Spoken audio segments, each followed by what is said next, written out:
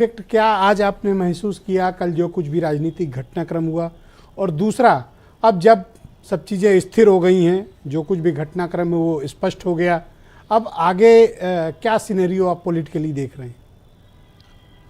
देखिए, राज्यसभा चुनाव में भाजपा ने एक मैसेज ये दिया कि इंडिया गठबंधन उत्तर प्रदेश में समाजवादी पार्टी और कांग्रेस का भले हो गया हो, लेकिन जनमानस में और विधायकों में उन्होंने अपना माहौल बनाए रखा है। विधायक उनकी तरफ झुक रहे हैं। इसका मतलब है कि माहौल वो लोकसभा चुनाव से पहले टेम्पो को कहीं कमज़ोर होने नहीं देना चाहते। 10 विधायकों को टूटने का मतलब साफ है कि वो और भी तोड़ सकते थे, उनको जितनी ज़रूरत थी उतना उन्होंने तोड़ा, ये भी बात कही जा रही है। संजय सेठ एक ऐसे प्रत्याशी के तौर पर जीते हैं जिसने खर्चा कम किया, वोट ज़्यादा मिल गया। जैसे रोहित अग्रवाल की पार्टी खाली निष्ठा प्रदर्शित करे में फ्री वोट दे के आए कि कहीं हमारे ऊपर आरोप न लग जाए कि हमारा विधायक टूट गया। इस मामले में ओम प्रकाश राजभर के साथ धोखा हो गया। उनका ग्रहण, उनका कहा जाए जो भाग्य है उस पर ग्रहण लगा हुआ है। जब दारा सिंह चुनाव हार गए उनके मंत्री बनते बनते, अब जब उनके मंत्री बनने की नौबत एकदम कगार पर लटक गया, मामला आई गया रहा, तो यहाँ एक विधायक क्रॉस वोट कर गया। पता नहीं क्या उनके भाग्य के साथ जुड़ा हुआ है। एक विधायक ने पीपी लिख दिया था। पीपी से कुछ लोग कह रहे हैं पेट्रोल पंप लिख दिया, हमारा पेट्रोल पंप बचाओ, बरेली के सहजील इस्लाम ने। हाँ, किसी ने लिखा तो था पीपी। हाँ, अच्छा, पीपी मतलब पेट्रोल पंप हुआ। हाँ, कहा हमारा पेट्रोल एक बार पंप उनके बचाओ। पंप पे बुलडोजर चला था यार। सहजील इस्लाम ने। क्या पकड़ा आपने वीरेंद्र जी? वाह ब्रजेश जी, बहुत सारी चीजें हैं, लेकिन ये जरूर है कि समाजवादी पार्टी में सेकंड लाइन में एक ऐसी टीम की जरूरत है जो अपने नेताओं से, विधायकों से, कार्यकर्ताओं से संवाद रखे। कोई मान रहा है, कोई रूठ रहा है, कोई कहीं आ रहा है, जा रहा है, इस पर बातचीत करे।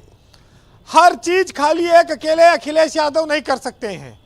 इस बात को एक कमेटी बनाकर नीचे आगे उनको बढ़ाना पड़ेगा। 5-7 बड़े नेताओं को उसमें शामिल करना पड़ेगा। और जैसे बीजेपी ने हिमाचल से लेके कर्नाटक से लेके तमाम जगह ऑपरेशन किया, लेकिन उत्तर प्रदेश के ऑपरेशन पर जेपी नड्डा से लेके, अमित शाह से लेके, योगी आदित्यनाथ, भूपेंद्र चौधरी, ब्रजेश पाठक, केशव मौर्य, जितने बड़े नाम हैं, ये रात दिन लगातार लगे रहे, सब अपनी जिम्मेदारी में रहे। इनके मनाने के बाद जब ना मानता, तब फिर जो है सीबीआई, ईडी और इनकम टैक्स और पुलिस, ये 4 व्यवस्थाएं और थी। इन पर भी लोग कुछ प्रभाव से मानते हैं, कुछ अभाव से मानते हैं, कुछ डर से मानते हैं। क्या सब कोई स्वेच्छा से टूट गए? सब अपने मर्जी से नहीं टूटे।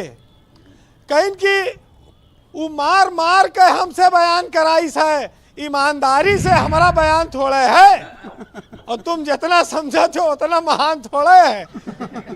तो लिखा था खाली खान, पठान थोड़ा है।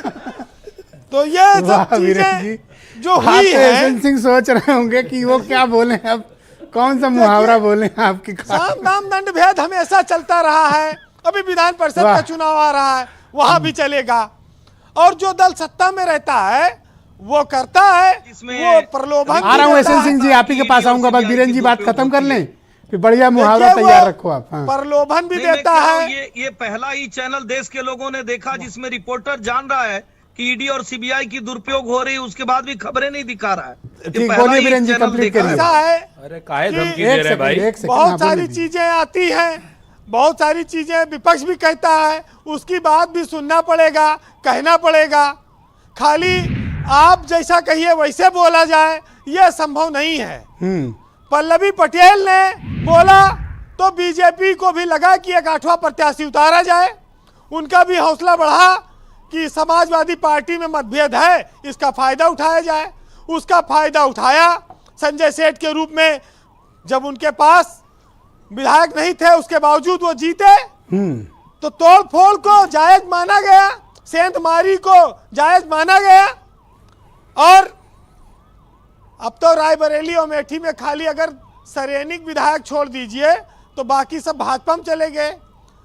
स्मृति ईरानी की राह भी बहुत आसान हो गई।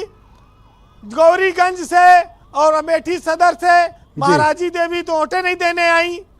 तो अब तो राहुल गांधी अगर दोबारा सोचे कि वो अमेठी से लड़ेंगे तो किन परिस्थितियों में गांधी परिवार के लोग, सोनिया गांधी मना कर चुकी हैं रायबरेली से। मनोज पांडे के आने से दिनेश सिंह के समीकरण गड़बड़ा गए। अच्छा, चर्चा है कि मनोज पांडे चुनाव लड़ेंगे रायबरेली से, कोई से तथ्य में दम है? हो सकता है, उनको लोग विधानसभा के उपाध्यक्ष बनाए जाने की भी चर्चा चल रही है, उनका उसका भी नाम चल रहा है। ये तो नया ले आए आप। मनोज पांडे भाई पद तो कोई ना कोई लेंगे और पहले भी मंत्री रहे हैं, कोशिश तो यही होगी। लेकिन इस चुनाव में बीएसपी के सामने भी एक संकट आया कि जब उनका विधायक भाजपा को वोट कर गया तो अब वो लोकसभा चुनाव में कैसे विरोध करके भाजपा का विरोध करेंगी, कंक्लूड करेंगे, वोट मांगेंगी। ब्रजेश जी, अब ये लगता है कि मंत्रिमंडल का विस्तार उत्तर प्रदेश में जल्दी हो जाएगा, क्योंकि अब अकेले राजभर नहीं है, अब इधर लोकसभा चुनाव भी आ रहा है, जातीय समीकरण भी सेट करना है, आरएलडी भी आ गई है, वो भी अभी तक पूरी तरह उनके औपचारिक रूप से ऐलान नहीं हुआ है, लेकिन कुछ ना कुछ तो है जो चीजें करेंगी। आने वाले 5 मार्च से पहले पहले चीजें करनी पड़ेंगी। बहरहाल सुनिएगा कि मैं दोस्ती करता रहा, वो इश्कबाज निकले, और भाई से जो बढ़कर थे वो दगाबाज निकले। जो करता था मेरी तारीफ मेरे सामने, पीठ पीछे उसके कैसे कैसे अल्फाज निकले और डूबे रहे उसकी दोस्ती में। आज तक हमें पता ही नहीं चला कि वो कब नाराज निकले और कभी साथ में साइकिल चलाता था वो वजीर बनने की खातिर, गजब उसके अंदाज निकले।